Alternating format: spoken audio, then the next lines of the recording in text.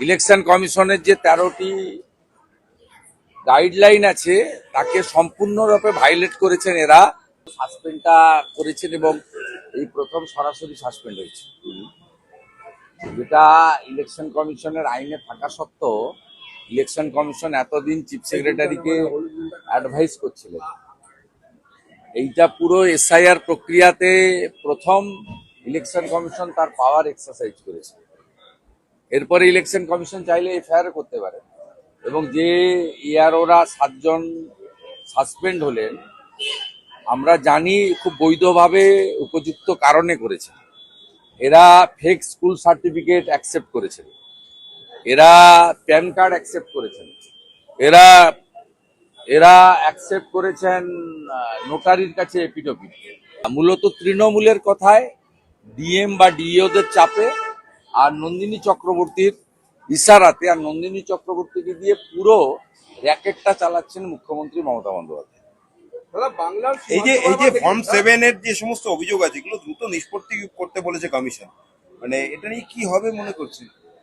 না, তার তো পদ্ধতি আছে, আরপি অ্যাক্টে তো বলা আছে।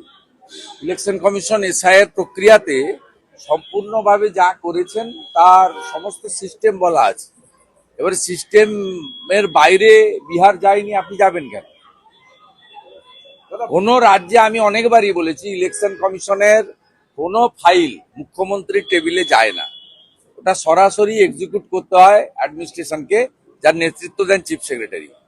এখানে মনোজ পন্থ থেকে নন্দিনী চক্রবর্তী এরা ইলেকশন কমিশন সংক্রান্ত সমস্ত ফাইল মুখ্যমন্ত্রীর কাছে পাঠান এবং মুখ্যমন্ত্রী সরাসরি হস্তক্ষেপ করেন, যেটা ভারতবর্ষের কোনো রাজ্য হয় না এবং জাতীয় নির্বাচনের সময় প্রধানমন্ত্রীও করেন না, সেটা এই রাজ্যে করা হয়।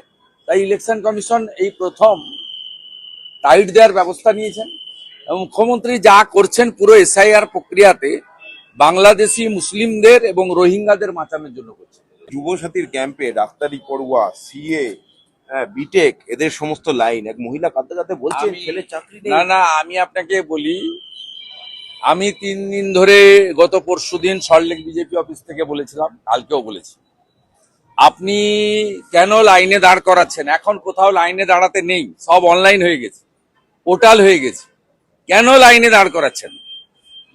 এবং লাইনে দাঁড় করিয়ে একটা জিনিস সুবিধা হয়েছে, সেটা হচ্ছে পশ্চিমবাংলার যে বেকারদের ভয়াবহ চিত্র, রবিবার শিব চতুর্দশীর দিন সেখানেও 5-7-8 লক্ষ যুবক যুবতী তারা লাইন দিয়েছেন, বাবা মা লাইন দিয়েছেন, কি ভয়াবহ চিত্র একদিনেই দেখেছেন।